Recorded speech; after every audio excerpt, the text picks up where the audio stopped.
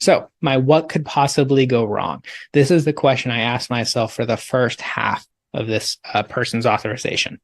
They were 14 years old. The caregivers really struggled with tolerating transition, or the caregivers reported struggles in tolerating transitions and changing in schedules. Any and all changes, not just going to non-preferred things like school or things like that. It was any transition. There were specific things that he really liked, so I could capture HRE pretty easily. But overall, it was just like any transition was just a negative experience for him. He really didn't like it. He used no a lot, even though he had a pretty large language pool. But when he first came in for his assessment, that's all we got. So what did I look for? Well, I decided to go for a more traditional SBT approach. So that's skills-based treatment. I started with an ISCA going into skills-based treatment. The reason why I chose this is because all of the kind of clinical struggles hinged around tolerating a transition. It hinged around tolerating an aversive, tolerating delays to accessing that reinforcement again. And so that's exactly the purpose of where the ISCA, and originally before that, it was people called it the My Way situation. That's exactly where that lives. Using an FCR to gain back control of your environment and then tolerating when it is unavailable. The other thing that I really liked and why I used this type of research is because this learner specifically was very rigid in their behavior. And parents had expressed in the past, as soon as you do something a couple times, it becomes a habit and creates intense amounts of challenging behavior if you ever want to change that. What's great about the SBT, is the unpredictable sources of reinforcement, the unpredictable schedules of reinforcement. So I wanted to introduce that unpredictability. So I found my research article, I lined them up, and I said, this is the pathway that I think we're going to go with this kid. And it looked good at the beginning, right? So this is branch 1, cab 1. If you're not familiar with SBT nomenclature, branch 1 is kind of like an outcome that you're looking for to get. It's a long-term goal.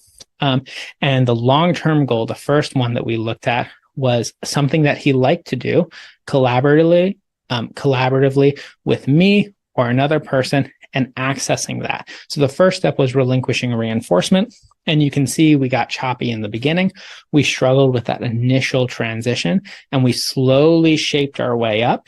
Each little jump in data points is a new shaping step. And we slowly shaped our way up to where we could successfully relinquish reinforcement. That's the first step in a transition. Then we looked at transitioning to the table or where the activity was. It wasn't always a table. And you see the same thing. We micro-shaped our way up to where we were doing it with no challenges. Then we start to get later in the intervention. And of course, there's less data points here because this took us about 2 weeks to get to. And you'll see, okay, now we're participating. You can't see it, but the 50% is 5 minutes and the 100% is 10 minutes. So we started participating, depending on how long he wanted to go, for anywhere from 5 to 10 minutes. That looks like a great success, right? I mean, arguably that's publishable in Java. If I had some IOA, I made the graphs look a lot prettier. This is an easy presentation because everything went so cleanly. What about other branches, other skills? Well, we also wanted to build independent leisure play. And what did we build? Pretty immediately, independent leisure. Choosing alternatives? Yeah, it was a pretty simple process. So everything was going great. Everything was cruising. We had full assent provision the entire time. All of those no's that I was talking about immediately dropped out when we started to honor his assent withdrawal and we started to honor the way that he engaged with his environment. We had full assent provision throughout the entire intervention. This is great. What could possibly go wrong? It was school. School went wrong. 1,000,000%. School effed us. Dare I say fucked us. So what happened was the district. And this is why I said at the beginning that if you're a school administrator, I don't dislike you. but if you're in my district, I might.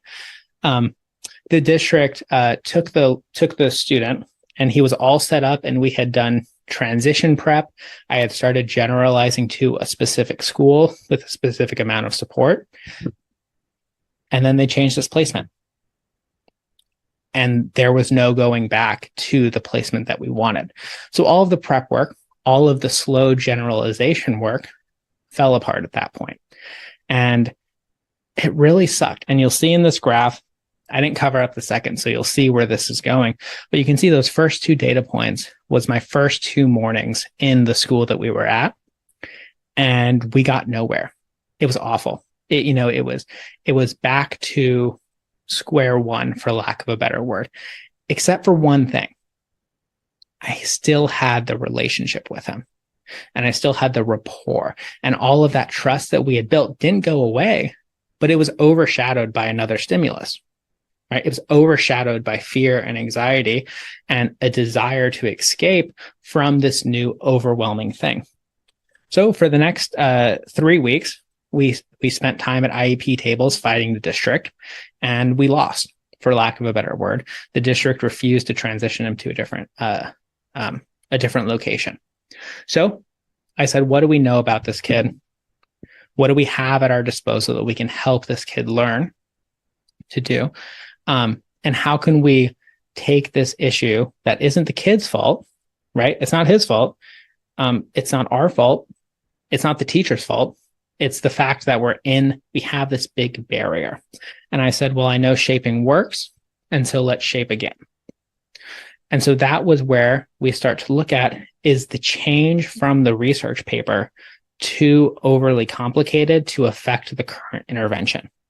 That research paper I showed you, 2014 Hanley, they did all of their stuff in an outpatient clinic, which ironically was exactly the setting that I had the kid in the first place, an outpatient clinic. And now we're in a school setting.